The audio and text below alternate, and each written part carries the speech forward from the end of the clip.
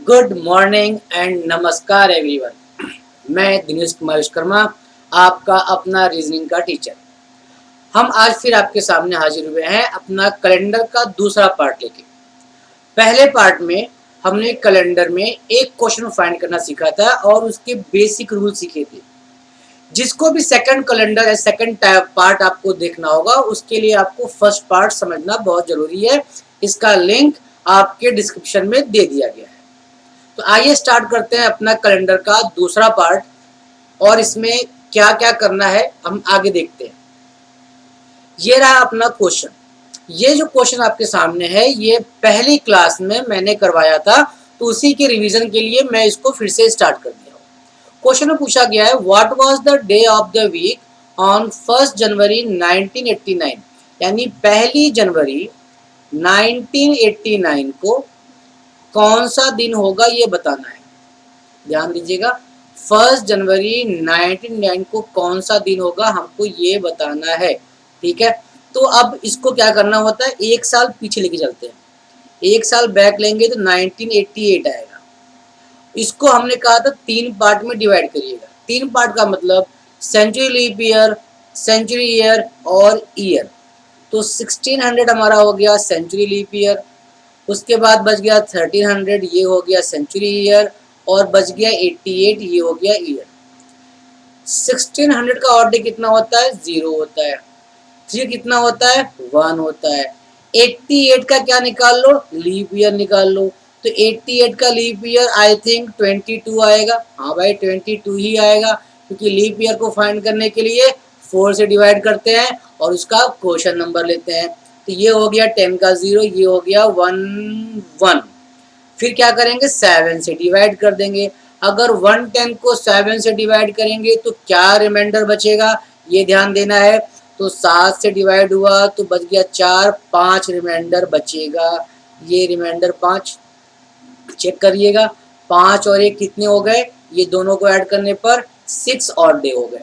भाई 6 odd day का मतलब हो गया, सिंपल सी बात है कि 1988 का जो लास्ट डे है वो है 31 दिसंबर 1988।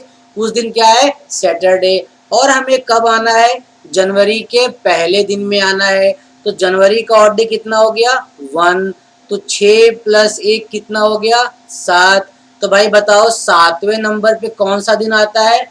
ऐसे भी कर सकते हो, कौन सा आता है, संडे आता है। या फिर 7 को 7 से डिवाइड कर दो ऑड डे निकालने के लिए। ऑड डे कितना आ गया, 0 आ गया। तो 0 का मतलब भी क्या होता है, संडे होता है। आई बात समझ में, क्लियर है। तो आंसर हो गया ऑप्शन नंबर बी।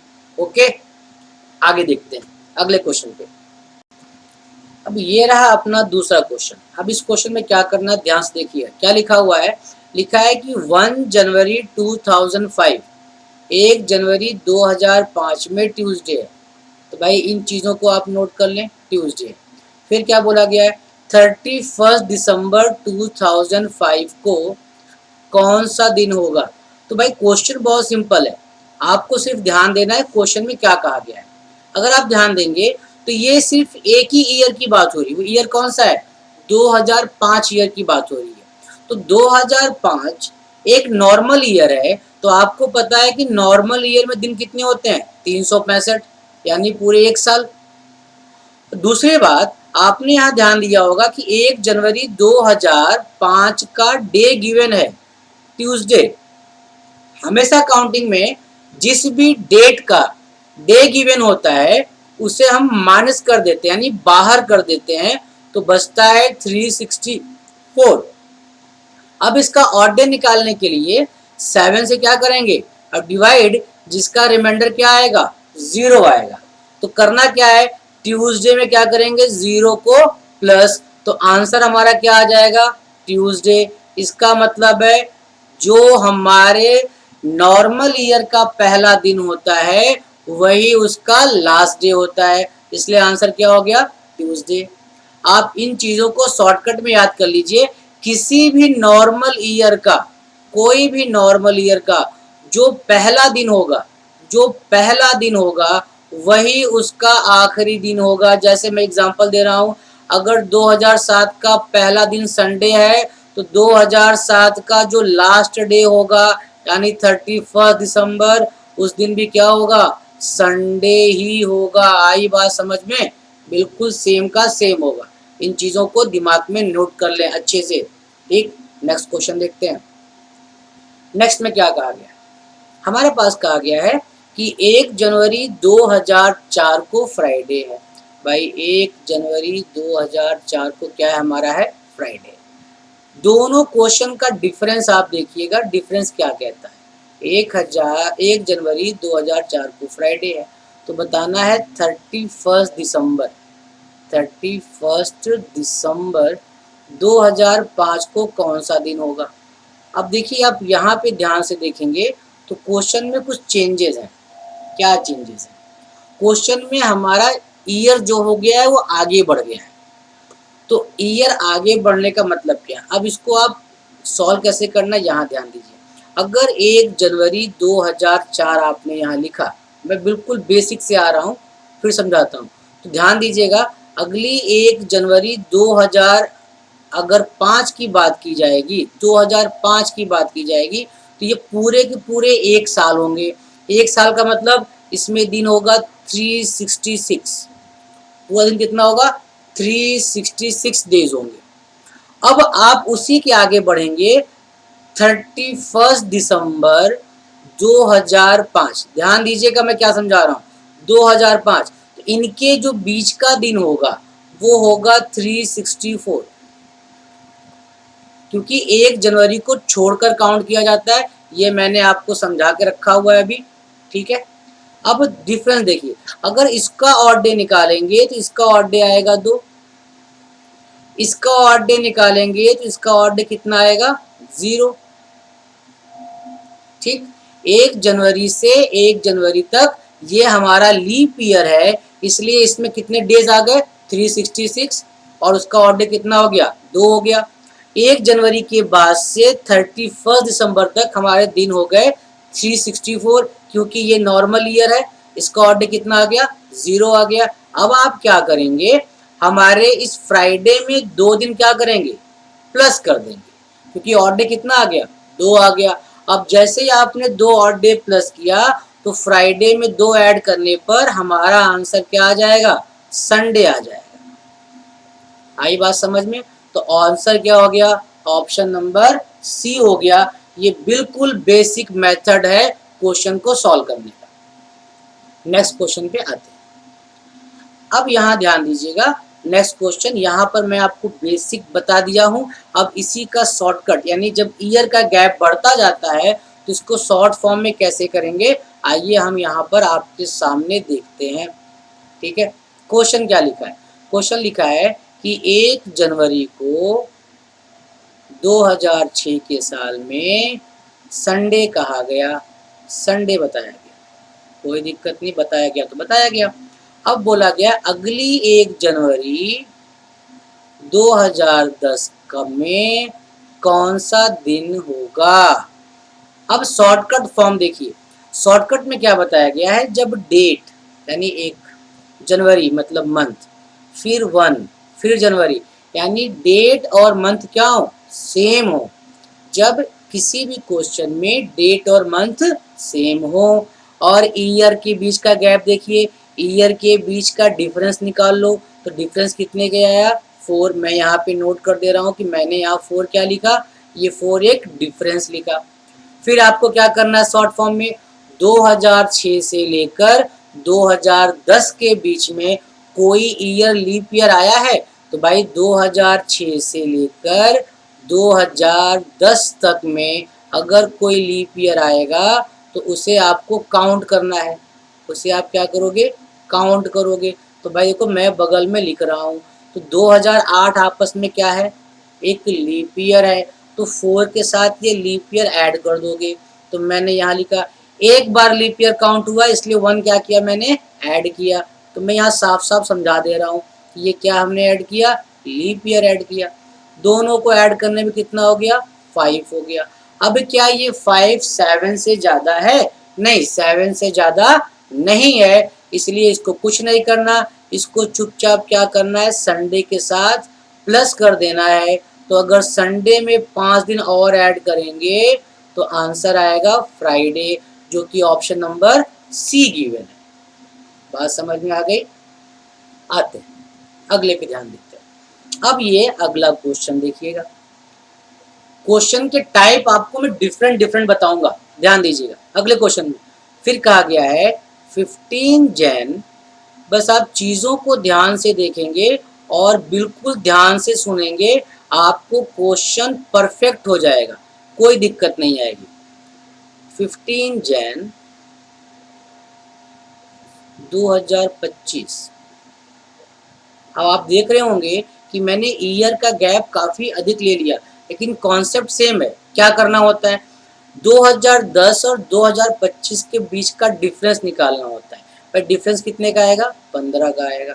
ये मैंने अभी प्रीवियस क्वेश्चन में आपको बताया है। फिर 2010 से लेके 2025 तक कौन कौन सा लीप ईयर है उसे काउंट करना होता है। तो 2012 एक लीप ईयर है, 2016 लीप ईयर है, 2020 लीप ईयर है, 2024 लीप ईयर है। कितने लीप ईयर हो गए ये, टोटल 4 लीप ईयर हो गए। तो 15 में 4 क्या करना होता है, प्लस करना होता है। तो कितना हो गया, 19। अगर प्लस करने पर कोई भी नंबर 7 से ज़्यादा होता है तो उसको हम 7 से हमेशा क्या करते हैं, डिवाइड, क्योंकि किस में कन्वर्ट हो जाता है, ऑड डे में कन्वर्ट हो जाता है। अगर आप डिवाइड करेंगे तो रिमाइंडर कितना आएगा, 5। भाई ये 5 क्या है, ये 5 रिमाइंडर है, ठीक है। तो आप क्या करोगे, वेडनेसडे में 5 दिन ऐड करोगे। अगर वेडनेसडे में 5 दिन आपने ऐड किया तो उसकी वैल्यू हो जाएगी मंडे। क्या वैल्यू हो जाएगी, मंडे। तो Monday is the right answer, जो कि ऑप्शन में गिवन नहीं है। तो क्या लगाएंगे, नन ऑफ दीज। बात समझ में आई, बिल्कुल परफेक्ट है। नेक्स्ट में आते हैं। ये रहा आपका अगला क्वेश्चन। अब आप इस क्वेश्चन में ध्यान से देख रहे होंगे, इस क्वेश्चन में डेट हमने चेंज करवा दिया है। जैसे हमने यहाँ लिखा है 25 फेब 2003, तो आप देखो हमने यहाँ पर डेट क्या किया, चेंज किया। अब ये 8 हो गया, 28 हो गया, मंथ हमारा सेम है। ईयर हमने फिर से यहाँ गैप ले लिया अधिक, तो 2003 को कौन सा दिन था, वेडनेसडे का दिन था। अपना रूल बिल्कुल सेम, सभी क्वेश्चन के मेथड में सेम रूल अप्लाई करना है। तो इसका डिफरेंस ले लो, डिफरेंस कितने का आएगा, 3 का। अगर मंथ भी चेंज हो तो उसका भी क्या ले लेना है, डिफरेंस, यानी काउंटिंग कर लेना है। अब ईयर की बात करें, ईयर कितना है, 12, ये इसका डिफरेंस हो गया। लीप ईयर कौन कौन से हैं, 2004, 2008 और 2012, 3 यहाँ पर हो गए। तो इन सभी नंबर को क्या करेंगे, आपस में प्लस करेंगे। प्लस करने पे कितना आएगा, 12 15, 12 15, 3 क्या हो गया, 18, डिवाइड बाई 7, मैंने पहले बताया है, रिमाइंडर 4। अगर वेडनेसडे में हम 4 दिन ऐड करेंगे तो हमारा आंसर आएगा संडे। क्या आंसर आएगा, संडे आंसर आएगा। तो यहाँ पे संडे क्या हो गया, option number A. Question proper समझ में आ रही है ना। चलिए अगले क्वेश्चन देखते हैं। अब ये रहा अपना अगला पॉइंट, क्वेश्चन नंबर 7। अब आप देखोगे यहाँ पर जस्ट रिवर्स लिखा गया। क्या रिवर्स क्या है, अब ये देखिएगा, 7 अगस्त लिखा हुआ है। 7 अगस्त 2015 है। इस दिन बोला गया है कि ट्यूसडे है। ध्यान से देखिएगा, क्या बोला गया है, ट्यूसडे है। अगला क्या है, फिर से 7 अगस्त है, बट आप ध्यान दोगे ईयर जो है पीछे आ रहा है, यानी आपको आगे की डेट पता है और पीछे का निकालना है। तो आपको सिंपल सी लाइन दिमाग में आती है कि आगे पता होने के बाद जब पीछे की तरफ आएंगे तो वैल्यू क्या होती है, माइनस होती है। बिल्कुल आपको भी यहाँ क्या करना है, माइनस करना है। बट जो रूल है वो बिल्कुल क्या है, परफेक्ट है, इसमें कोई दिक्कत नहीं आनी। क्या निकाल लो, डिफरेंस निकाल लिया, चुपचाप डिफरेंस निकाल लो, कोई दिक्कत नहीं। डेट और मंथ तो बिल्कुल सेम है। अगर ये सेम नहीं होते तो इनका भी क्या निकाल लेते, डिफरेंस निकाल लेते। अब बताइए 2013 से लेकर 2015 तक में कोई लीप ईयर आया कोई लीप ईयर नहीं आया। जब कोई लीप ईयर नहीं आया तो ये जो 2 है आप क्या करेंगे ट्यूसडे में माइनस, क्योंकि हमें आगे का दिया है और पीछे आना है तो ट्यूसडे से क्या करेंगे 2 माइनस। जैसे ही आपने ट्यूसडे से 2 क्या किया माइनस, तो आंसर क्या आ गया संडे आ गया। 2 नंबर आपने कम किया तो क्या आ गया संडे आ गया। तो Sunday is the right answer, option number C. बात समझ में आ रही मैं आपको क्या समझा रहा हूँ। चलिए अगले क्वेश्चन पे ध्यान देते हैं। अगला क्वेश्चन हमारे पास क्या कहा गया है। ओ यहाँ भी रिवर्स ही आया हुआ है। अब रिवर्स आया हुआ है तो हम इसको चेक करते हैं रिवर्स आने की बात। ठीक, चलिए देखते हैं क्वेश्चन में क्या है। 9 Feb 1996 इस दिन क्या रखा गया भाई ट्यूसडे रखा गया है। ठीक है ट्यूसडे रखा गया है। फिर बोला गया है 15 Feb। ओहो क्वेश्चन बहुत ही इम्पोर्टेंट है, मैक्सिमम लोगों को ये क्वेश्चन समझ नहीं आता। आप इसको ध्यान से देखिएगा, एक बार में समझिए। अब आप यहाँ ध्यान से देखेंगे कि मंथ में भी गैप है और ईयर में भी गैप है। तो पहले ईयर गैप निकालते हैं। डिफरेंस कितने साल का है भाई 85 से ये हो गया 11 साल का गैप। 85 10 95 और एक 11 गैप हो गया। अब 85 से लेकर 96 तक कौन कौन से लीप ईयर हैं तो भाई 88 एक लीप ईयर है, बिल्कुल सही। 92 एक लीप ईयर है, ये बात भी सही है। 96 भी एक लीप ईयर है लेकिन इसे काउंट नहीं करेंगे। क्यों नहीं करेंगे? क्योंकि 96 के मंथ में जो फेब का डेट है वो 9 तक ही आके रुक गया है। वो जब तक 29 क्रॉस नहीं करेगा, 29 तक नहीं आएगा, तब तक 96 को हम लोग लीप ईयर नहीं लेंगे। बात समझ में आई? 85 के बाद हमारे पास 88 है, 88 के बाद हमारा 92 है। तो अब आगे बढ़ते हैं। इसमें कितने हमारे पास आ गए लीप ईयर? हमने काउंट किए 2 काउंट किए, तो 2 को यहाँ ऐड कर दो। बिल्कुल ये परफेक्ट प्रीवियस क्वेश्चन की तरह है। अब यहाँ देखो 15 से आपको 9 फेब में आना है, यानी 15 से कहाँ आना है 9 फेब में आना है। तो आप जब 15 से 9 में जा रहे हो तो आपकी वैल्यू घट रही है। तो जब वैल्यू घटती है तो जितना घटता है उसको क्या लिखते हैं माइनस। अगर 15 फेब से 9 फेब में जा रहे हो तो 15 से 15 पूरा एक महीना होता है। ठीक है, तो 15 से 9 में जा रहे हो तो उतनी वैल्यू क्या हो गई पीछे कम हो गई, तो ये वैल्यू क्या आ जाएगी माइनस में आ जाएगी। तो यहाँ 9 क्या हो गया माइनस में। डिफरेंस तो बिल्कुल सेम है 9 6 15, बट किस में काउंट होगा माइनस में।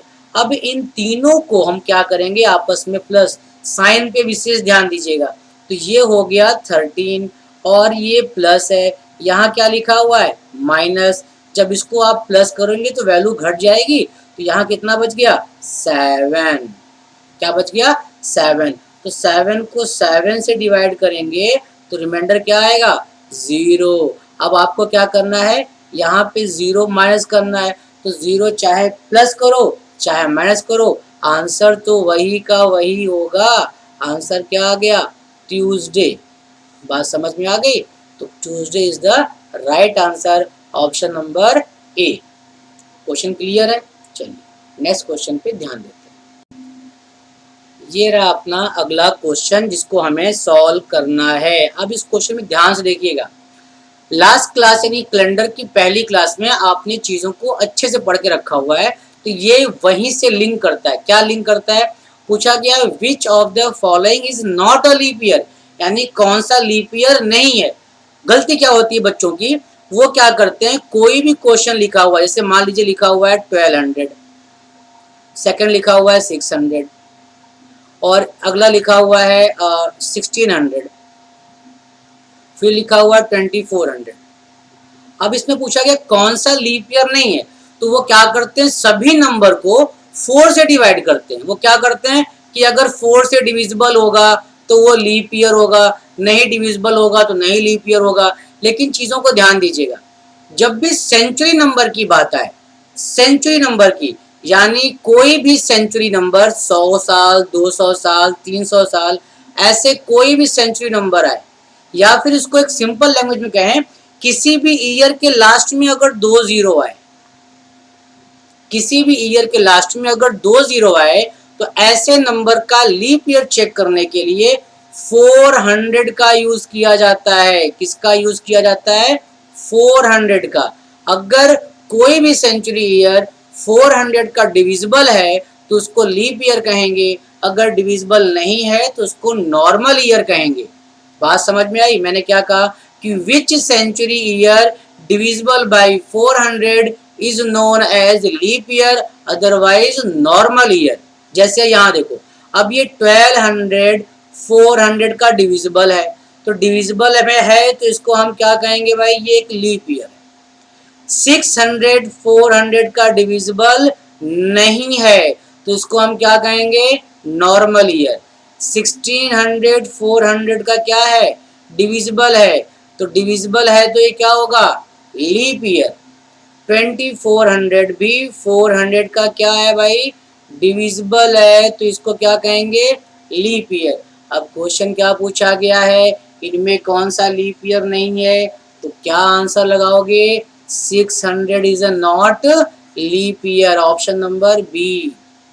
बात समझ में आ गई? अगले क्वेश्चन की तरफ। अगला क्वेश्चन बहुत ही सिंपल क्वेश्चन है, बच्चों को समझने के लिए ये बहुत इंपॉर्टेंट है चीजों को देखना। चलिए क्वेश्चन पे फोकस करते हैं। क्वेश्चन क्या कहता है? कहा गया है कि आज का दिन क्या है? मंडे है। बोला गया है आज क्या है? मंडे है। तो भाई हमने नोट कर लिया आज क्या है? मंडे है। अब बोला गया है आफ्टर 61 डेज, यानी 61 डेज के बाद कौन सा दिन आएगा? तो भाई यही तो कॉन्सेप्ट है। जैसे मैं कहूँ कि आज मंडे है, तो बताओ 3 दिन बाद कौन सा दिन आएगा? तो आप मंडे में क्या करोगे? 3 दिन प्लस कर दोगे, यही काम करोगे ना। यहाँ भी क्या करना है?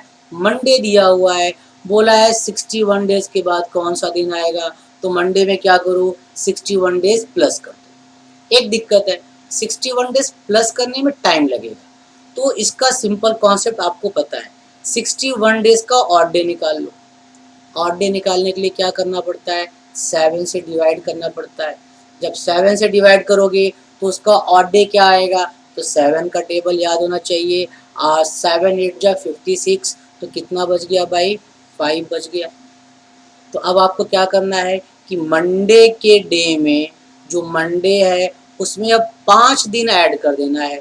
अगर मंडे में 5 दिन ऐड करोगे तो आंसर क्या आएगा? सैटरडे। तो ऑप्शन नंबर क्या हो गया? बी हो गया। आई बात समझ में? आइए नेक्स्ट पॉइंट। अब इस क्वेश्चन में आप ध्यान से देखोगे, क्वेश्चन बड़ा ही लॉजिकल क्वेश्चन है। ये कैसे लॉजिकल है? पूछा है हमारे पास कि on what days of April month 2001 did Wednesday fall, यानी 2001 के अप्रैल के महीने में किस किस दिन वेडनेसडे आएगा। अब बच्चे कंफ्यूज हो जाते हैं, तो कुछ नहीं करना यार, डे निकालना तो सीखा है ना, तो अपने मन से कोई भी एक डे ले लो। जैसे मैं यहाँ पे लेता हूँ, ध्यान दीजिएगा, हमको बताना है अप्रैल के महीने में 2001 का ईयर है, इस अप्रैल के मंथ में वेडनेसडे किस किस दिन यानी डेट में आएगा। ठीक है, तो मैंने एक डेट अपने मन से ले लिया कि 1 अप्रैल को, हमें 1 अप्रैल का डे निकालना तो आता है। 1 अप्रैल 2001 को हम डे फाइंड कर लेते हैं, उसके बाद काउंट करेंगे। तो फाइंड करने के लिए क्या करना होता है? 1 साल पीछे आ जाओ, और जैसे ही पीछे आए तो आपको पता है इसका ऑड डे कितना होता है? 0 होता है। अगला कॉन्सेप्ट ही खत्म हो गया। ठीक, तो आपने ये नोट कर लिया कि 2000 में हमारा ऑड डे कितना होता है? 0 होता है। अब इसके मंथ में आ जाओ, तो जनवरी, फरवरी, मार्च और 1 अप्रैल की बात हुई है, हमने 1 अप्रैल तक यहाँ लिख लिया। तो जनवरी का ऑड डे पता है 3, फेब का ऑड डे कितना होगा? 0।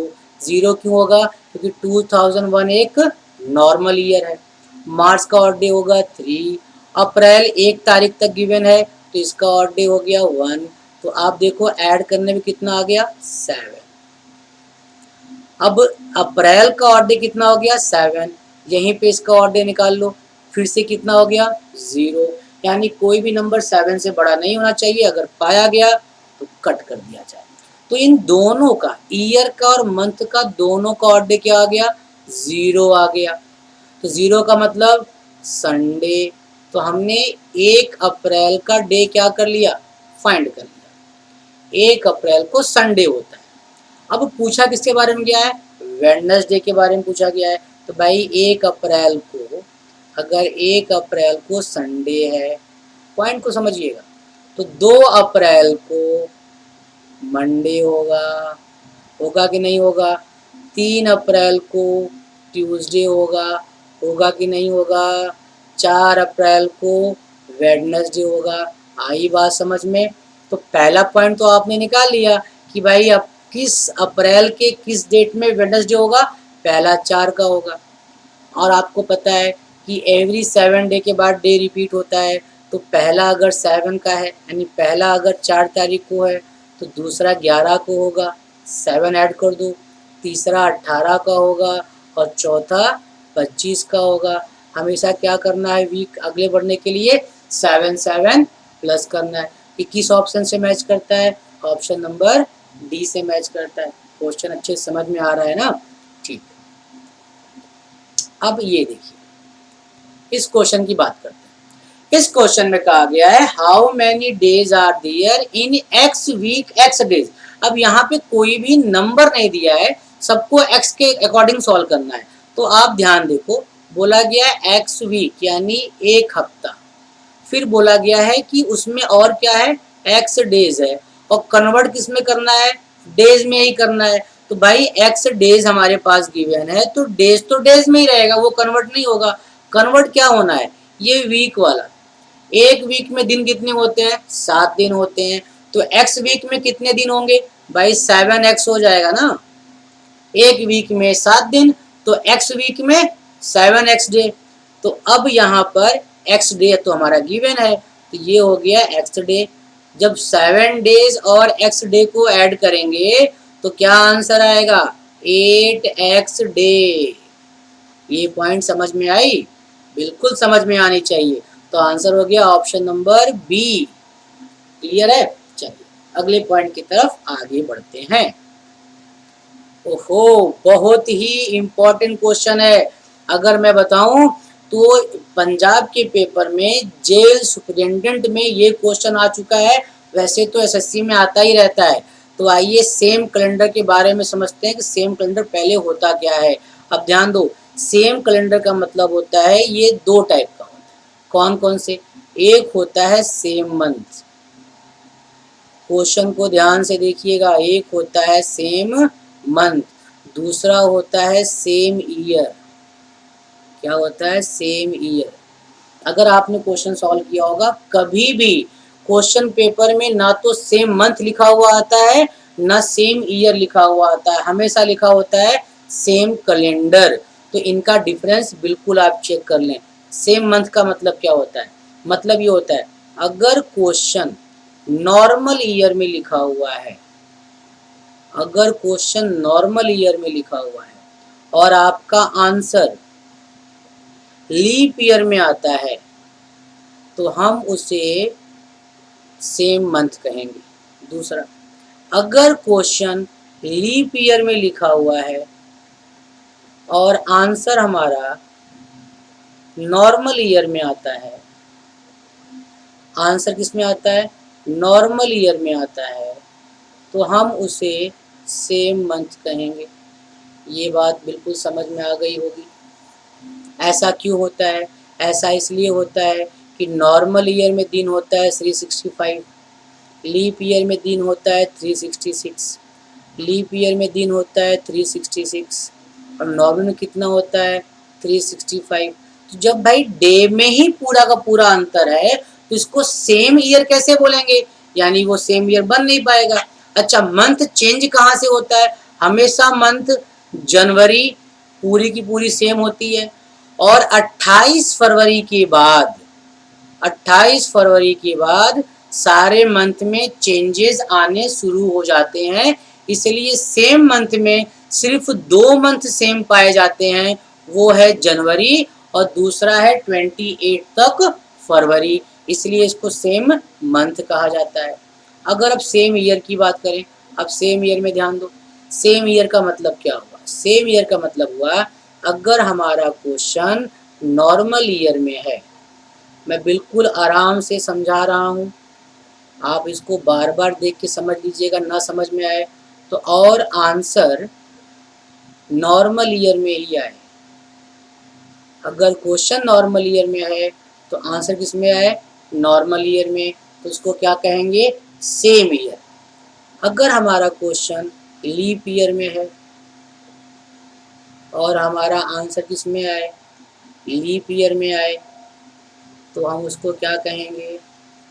उसको हम कहेंगे ये हमारा सेम ईयर है, यानी पूरा का पूरा ईयर बिल्कुल मैच करेगा, आप चाहे डे से मैच क्यों ना करवा लें। बात समझ में आई? तो ये हो गया पूरा सेम कैलेंडर का बेसिक रूल। अब सॉल्व कैसे करते हैं इस पे ध्यान दीजिएगा। चलिए सॉल्व करने पे ध्यान देते हैं। अब क्या करना है, अगर मैं आपसे एग्जांपल दूं, जैसे मैं आपसे कहूं कि 2008 का, 8 का नहीं 7 कर दो, 2007 का सेम कैलेंडर फाइंड करिए। कितना? Same calendar. अब इसमें करना क्या होता है, एक चीज़ दिमाग में सेट कर लें कि सेम कैलेंडर या तो 6 साल, या तो 11 साल, या तो 28 साल में आता है। ये एक स्टैंडर्ड है, कभी कभी चेंज होता है, लेकिन मान लो कि 6 साल, 11 और 28 साल के डिफरेंस में आता है। एक चीज़ बता दूं, ये जो 28 साल है ये हमेशा लीप ईयर में यूज़ होगा, इसका तो फिक्स रूल है। 28 साल कब यूज़ होगा? पूरे के पूरे लीप ईयर में यूज़ होगा। मैं तो आपको चाहूँ तो ये बता दूं कि सेम ईयर 6 साल में आता है, 11 में आता है, 28 में आता है, लेकिन बीच बीच में सेम मंथ आ जाता है ना, इसलिए मैं कॉन्सेप्ट थोड़ा सा चेंज कर रहा हूँ। बस आप ये दिमाग में सेट कर लें कि 28 साल की जब भी बात आएगी तो वो लीप ईयर वाले क्वेश्चन की होगी। बाकी 6 और 11 साल कुछ भी हो सकता है, चाहे वो नॉर्मल ईयर हो, सॉरी चाहे वो लीप ईयर हो, और चाहे वो हमारे पास सेम मंथ और सेम ईयर हो, कुछ भी हो सकता है। ठीक है, तो अब देखते हैं। हमने कहा 11 साल हमेशा यूज़ करो, तो 2007 से 11 साल नोट कर लीजिए। तो 2008, 9, 10, 11, 12, 13, 14, 15, 16, 17, 18। भाई 11 साल हमने नोट कर लिया। अब इसमें आपको क्या करना है 11 साल में? अब इसमें आपको इसका ऑड डे लिखना है, ऑड डे लिखना है। 2007 का ऑड डे 1, 8 का ऑड डे 2, 1, 1, 1, और ये 2, 1, ये हो गया 1, ये हो गया 1, ये हो गया 2, ये 1 और ये 1। ऑड डे का मतलब आपको बताया गया, ऑड डे का मतलब होता है किसी भी नंबर को 7 से डिवाइड करना और रिमाइंडर क्या आ जाए? 0 आ जाए, यही कहा गया है। तो यहाँ भी वही करना है, यहाँ भी सभी ऑड डे को काउंट करना है। काउंट करने के बाद जहाँ 14 आ जाए, जहाँ 7 आ जाए, यानी जहाँ पर 7 14 आ जाए या 21 आ जाए, इसी के नेक्स्ट वाला ईयर जहाँ पर आ जाए, उसी का नेक्स्ट वाला जो ईयर होगा वो हमारा आंसर बनेगा। बात समझ में आई? जहाँ पर 7 आ जाए, 14 आ जाए, 21 आ जाए, उसी के नेक्स्ट क्या बनेगा? हमारा आंसर बनेगा। ऐसा क्यों होता है? क्योंकि अगर 7 आ गया तो उसका ऑड डे कितना हो जाएगा भाई? 0। अगर 14 आ गया तो उसका ऑड डे कितना हो जाएगा भाई? 0। कहने का मतलब है कि जहाँ पर ऑड डे 0 आ जाए, उसी के अगले वाला ईयर हमारा सेम कैलेंडर कहा जाएगा। ठीक है, आगे बढ़ते हैं, काउंट करते हैं। 3, 4, 5, 6 और 8। भाई 7 तो यहाँ पे आया नहीं, तो आगे बढ़ जाओ। 8 के बाद 9, 10, 11, 13 और 14, यहाँ कितना आ गया 14। तो 14 के नेक्स्ट वाले मैंने बात की थी, तो 14 के नेक्स्ट क्या है 18, तो 18 हमारा क्या हो गया सेम कैलेंडर, ये हमारा आंसर हो गया सेम कैलेंडर। लेकिन आप एक बात ध्यान देंगे, ये सेम मंथ है कि सेम ईयर, मैं आपको यहाँ पर समझा देता हूँ। 2007 एक नॉर्मल ईयर है और 2018 भी एक नॉर्मल ईयर है, तो इसको हम लोग सेम ईयर भी कहते हैं। कहते क्या होता है, ये क्या हो गया सेम ईयर हो गया। अब ऑप्शन में अगर सेम ईयर 18 है तो आप क्या करेंगे, 18 आपका आंसर बन जाएगा। बात समझ में आई? 77 के बाद 18 क्या बन जाएगा आंसर। तो आप देख रहे होंगे 11 साल में आ गया। कभी कभी बीच में 6 साल में आता है, तो आपको देखना है कि वो सेम मंथ है कि सेम ईयर है। बात समझ में आई? चलिए अब क्वेश्चन, अब ये रहा अपना क्वेश्चन। क्वेश्चन पे ध्यान देते हैं। क्वेश्चन में क्या कहा गया, the calendar for the year 2015 will be the same for the year, same year बताना किसका 2015 का। और मैंने अभी आपको समझाया कि या तो आंसर 6 साल या 11 और या 28 साल। ठीक है, अब देखते हैं। तो हमने आपसे कहा कि हमेशा कम से कम 11 साल तो आप यूज़ कर ही लो। तो देखिए 16, 17, 18, 19, 20, 21, 22, 23, 24, 25 और 26, हमने 11 साल यूज़ कर लिया। अब 11 यूज़ करने के बाद मैंने क्या कहा था, इनका ऑड डे निकालना है। तो 15 का ऑड डे 1, 16 का 2, क्योंकि भाई नॉर्मल ईयर का 1 होता है और लीप ईयर का 2 होता है। ये तो आप सबको पता हो गया होगा अब, है ना। तो जो नॉर्मल ईयर है उसका 1 लिख रहा हूँ और जो लीप ईयर है उसका 2 लिख रहा हूँ। ध्यान से देखना। अब मैंने क्या था, इसको आप प्लस करो, प्लस करने के बाद ऑड डे निकालो। इसीलिए मैंने शॉर्ट फॉर्म बताया कि जहाँ पर 7 आ जाए, 14 आ जाए, 21 आ जाए, उसी का जो नेक्स्ट वाला ईयर आएगा, इन सब का जो नेक्स्ट वाला ईयर आएगा वो क्या होगा हमारा, वो हमारा आंसर बनेगा। क्या बनेगा, हमारा आंसर बनेगा। तो ध्यान से देखिएगा, 3, 4, 5, 6 और 6 2 8। भाई यहाँ भी 7 नहीं बना, क्रॉस चेक कर लो। 1, 3, 4, 5, 6 और 6 2 8, 8 के बाद 9, 10, 11, 13 और 14, यानी हमारा आंसर हो गया 2026। तो 2026 हमारा आंसर। अब ये पहचान लो कि ये नॉर्मल ईयर है कि लीप ईयर, सॉरी नॉर्मल की बात मैं कर रहा हूँ। ये हमारा सेम मंथ है कि सेम हमारा ईयर है। तो भाई 15 क्या होता है, एक नॉर्मल ईयर होता है। बात समझ में आ गई। 26 भी क्या होता है, हमारा एक नॉर्मल ईयर है। इसका मतलब ये हमारा कौन सा आंसर आया, सेम ईयर का आंसर आ गया। कभी भी क्वेश्चन में ना तो सेम मंथ लिखा होगा ना सेम ईयर लिखा होगा, तो इसका आंसर हमेशा ऑप्शन के अकॉर्डिंग दिया जाता है। तो आंसर हो गया 2026, जो कि ऑप्शन में गिवन नहीं है, तो सी लगा दो, नन ऑफ दीज।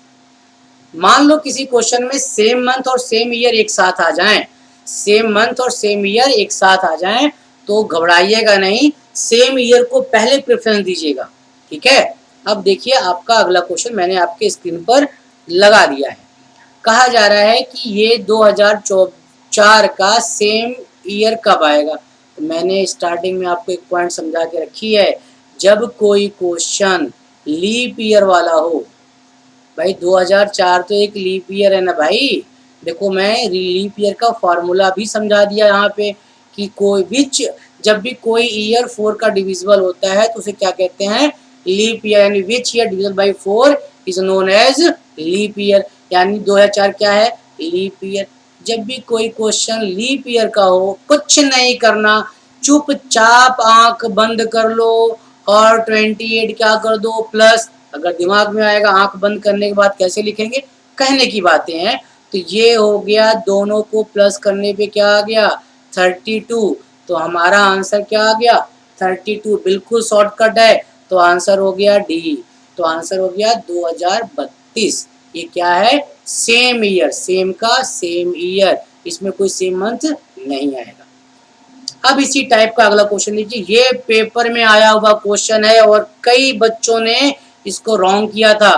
ठीक है, अब क्वेश्चन पे ध्यान देते हैं। अगर मैं आपसे कहूं तो ये भी एक लीप ईयर है, तो आप कहोगे सर 28 क्या कर देते हैं, इसमें प्लस कर देते हैं। तो 28 प्लस करने पे क्या आंसर आएगा 48 आंसर आएगा। बिल्कुल 48 आंसर आएगा बेटा।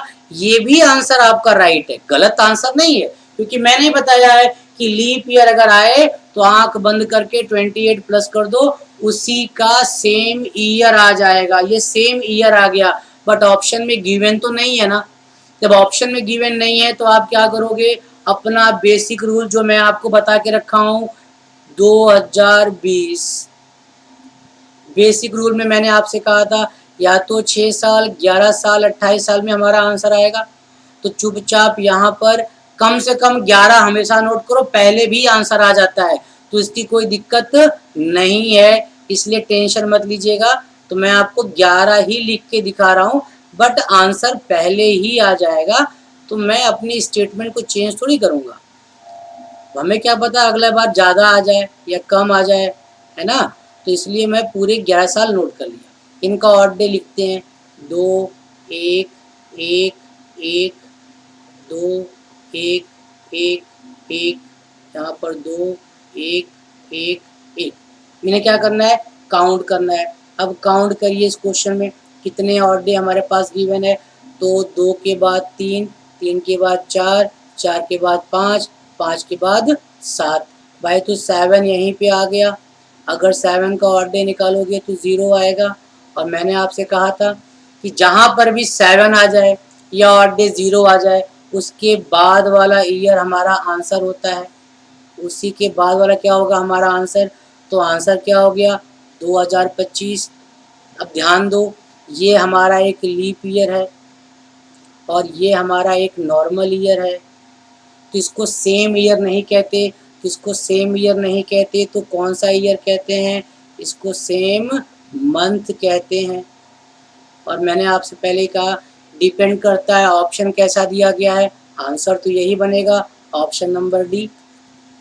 तो ऑप्शन ही डिसाइड करता है कि सेम मंथ का क्वेश्चन पूछा जा रहा है या सेम ईयर का पूछा जा रहा है। आपके कैलेंडर के सारे टाइप मैंने सॉल्व करवा दिए, कैलेंडर का सारा टाइप मैंने सॉल्व करवा दिया। क्वेश्चन समझ में आया, सभी क्या हो गए सॉल्व हो गए। अब आप इसको रिवाइज करेंगे, जो भी डाउट कैरी होगा आप व्हाट्सएप पे सेंड कर सकते हैं। मैं इसका पहला कैलेंडर का फर्स्ट पार्ट डिस्क्रिप्शन में दिया हूँ, टेलीग्राम का लिंक भी डिस्क्रिप्शन में दिया हूँ, जहाँ से आप PDF डाउनलोड कर सकते हैं। Thank you so much.